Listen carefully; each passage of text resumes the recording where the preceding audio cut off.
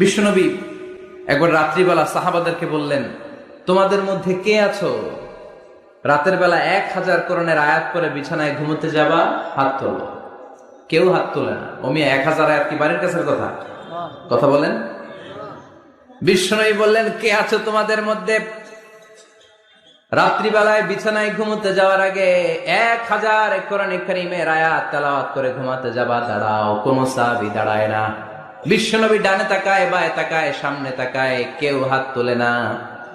বিশ্বনবী বললেন, ও সাহাবারা, এবার বলো তোমাদের মধ্যে কে কে আছো সূরাতুত তাকাসুর পরে রাত্রে বিছানায় ঘুমোতে যেতে পারবা? এবার সব হাত উঠে গেছে।